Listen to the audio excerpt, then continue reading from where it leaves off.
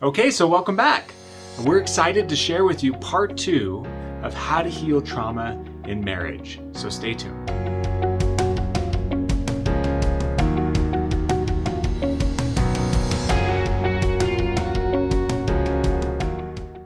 All right, so let's switch to emotions. Heal the emotions associated with trauma, right? That's our second objective. We want to heal the mind and we want to heal the emotions. And the reason that emotions come second in our order is because you remember from the principles that I teach you that our emotions are impacted by our thoughts, right? Our perceptions inform our emotions. The meaning we attach to things tells us how to feel about things, right? So emotions that are connected with trauma are going to be a byproduct of the thoughts that are connected to trauma. We just got done discussing the mind. And so now we're going to talk a little bit about the emotions that might come out of some of those trauma thoughts, trauma-informed emotions. So we want to identify the trauma emotions. That's our first objective, just like with the thoughts. We want to identify which emotions are happening as a result of trauma. They're not usually emotions that I experience, but ever since the trauma occurred, they can be pretty frequent emotions that I feel, right? So they're emotions that come out of trauma. They're a byproduct of trauma. We want to start to identify those. And you can ask yourself that question and make a list. What feelings do I feel because of the trauma that I've been through that feel very connected to the trauma that I was in, right? What are some of those feelings? Sometimes people talk about fear or terror. Sometimes people talk about self-doubt, right?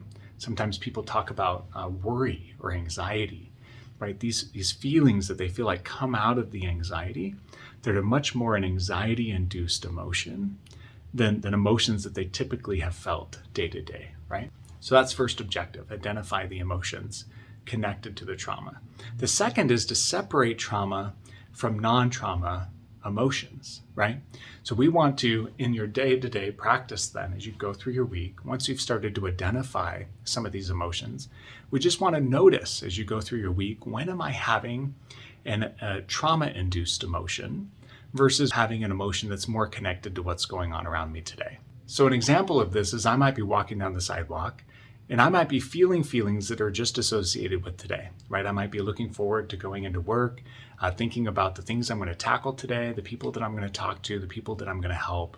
And all of a sudden, while I'm walking and I'm in these kind of inherent emotions that are more inherent to me, I might all of a sudden feel a tinge of terror, right? What if I mess up? What if I screw up, right? What if I'm not good enough, right? Like, what if I don't do a good enough job? What if I ruin somebody's thoughts or feelings today, right? What if I really drop the ball? And then I can get all anxious all of a sudden, right?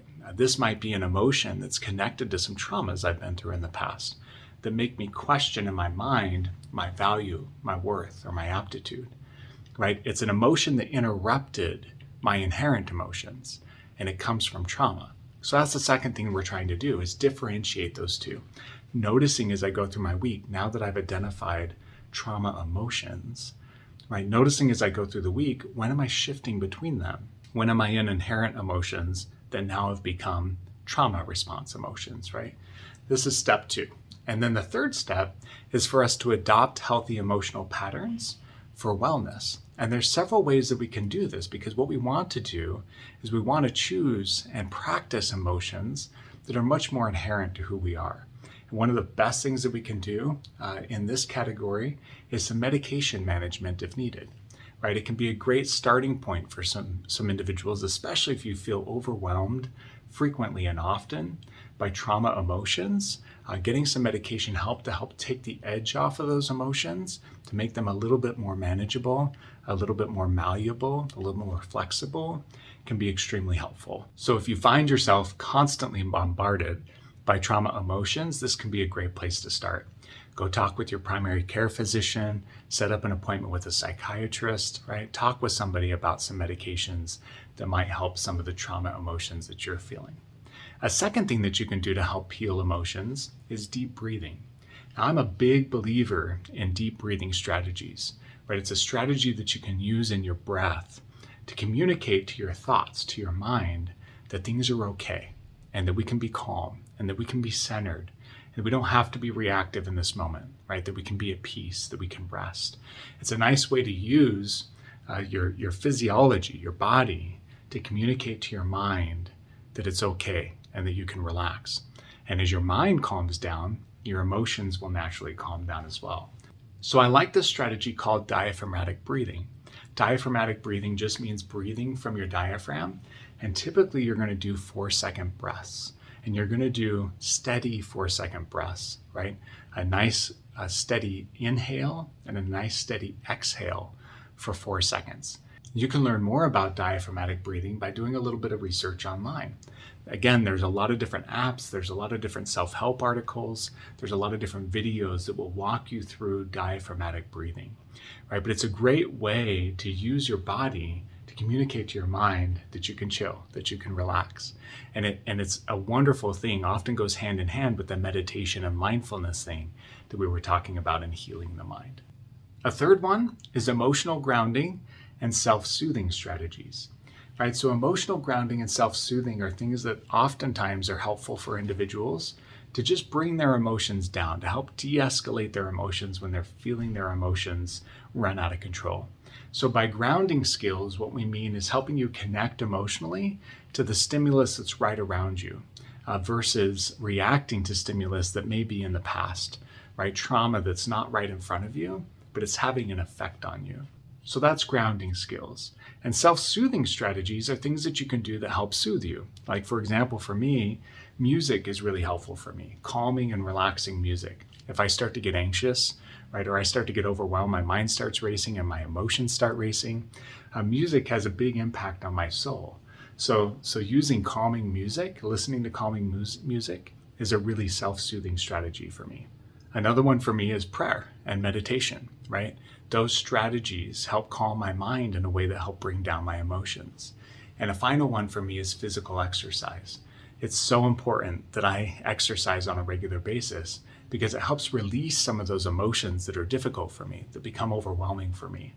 And it gets it out in a positive way. It helps me be healthy and it helps me dispel some of these emotions. So learning about what some of those self-soothing strategies are for you. Some people like baths, some people like massages, right? Like some individuals really enjoy going for walks in the sunshine. Some people like spending time with an animal that they love, right? Whatever this is, reading, writing, journaling, drawing, whatever these self-soothing strategies are, learning a little bit about some of them and trying them out if you haven't identified any, and then practicing those. When you're feeling a trauma response emotion, practicing using one of these emotional self-soothing and emotional grounding strategies to bring yourself out of the trauma emotion and into more of an inherent emotion. And then finally, mental health counseling to support emotional wellness. Mental health counseling can be a great place for you to learn a few more strategies and skills if you find yourself constantly bombarded by trauma emotions. And using a trained professional who can work with you to help you do some of these self-soothing and grounding exercises and then practice those on your own. All right, so let's talk about healing the behaviors. And just like the others, the first step in healing the behaviors is identifying the trauma behaviors in your world, right? What are the behaviors that you do, the things that you do that are a direct effect of the trauma? They're not really inherently who you are, but they're how you can be when you're in a trauma response. Learning to identify some of those behaviors. I talked to you in the previous video about some of those behavioral responses, right? Sometimes people find themselves pushing others away, that naturally they would like to be connected to others, but trauma has caused them to practice pushing people away to keep themselves safe. Other people practice being suspicious in relationships. They've learned to act suspiciously in relationships because they're concerned about somebody taking advantage of them. Some people have learned to be dependent in relationships. They've learned to be needy and to need constant reassurance from their partner because trauma has taught them to be needy and dependent, right? So what are the impacts that trauma's had on your behavior? When you think about behaviors that feel like they are a direct result of the trauma you've been through, that's our first step, identifying what those are. The second one then is to separate trauma from non-trauma behaviors, right? So as you go through your week, being mindful again When am I in behaviors that are true and authentic to me? They're inherent expressions and actions that are who I am. And when does that switch and become actions that are associated with trauma? Right? Starting to learn the difference, how you can tell when you switch out of inherent behaviors and into trauma response behaviors. That's the second thing you want to practice. So first, we want to identify behaviors that come from trauma.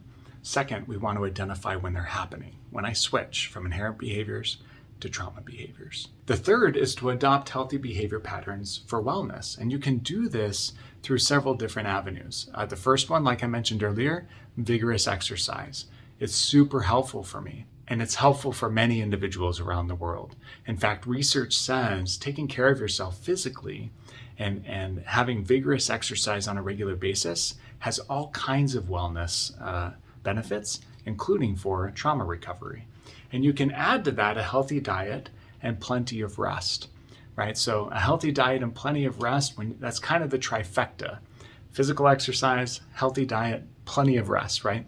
They're three of the most important things that you can be doing on a regular basis to help yourself be physically well and behaviorally your best self. Another thing to consider is your spiritual connection. Grounding yourself into spiritual ideals and mentalities are oftentimes very healthy for people, right? Taking a look at things like your values and your morals, understanding what those are and practicing living those, choosing those behaviors, even when the trauma is trying to pull you into different ones, right? If I value connection with others, then pushing myself to have connections, even when trauma says isolate, right? This can be really helpful, and you can find some of these spiritual connections. You can also find support in spiritual connections. We talked earlier about social supports, right? And your spiritual connections and bodies of other worshipers that see the world and understand God or religion or spiritual principles the same as you can give you a sense of community, can help you have a place to be and people to belong to. Another way to do that is social connections in general, even outside of spiritual realms, right? Like finding social connections like we talked about earlier. And specifically, you can look for social support groups, right? Groups of individuals who might be going through their own traumas in life, that they kind of get some of the road that you've walked. They understand some of the struggles that you might be experiencing and finding belonging in those groups. And then finally, one of the things that you can do is connect with a mental health counseling for these purposes as well, healing your behaviors. That oftentimes a trained mental health professional can really help you take a look at the way in which the behaviors are playing out in your relationships or in your life in general, and help you develop additional strategies that might help your specific behavioral reactions find some peace and find some calm, getting back to who you truly are and your inherent self. So these are the three areas. We want to heal the mind, we want to heal the emotions, and we want to heal the behaviors. And I hope these strategies have been helpful to you as we go throughout this video. In the comments below, let us know which strategy you feel like might be best for you. And as you do a little research and as you find some strategies or techniques, if there's a good article or if there's a good video that you run across that you want to share in the comments for others to kind of take a look at and embrace, that would be wonderful. Thank you so much for being with us. We hope you have a wonderful day today, and we look forward to being with you again soon.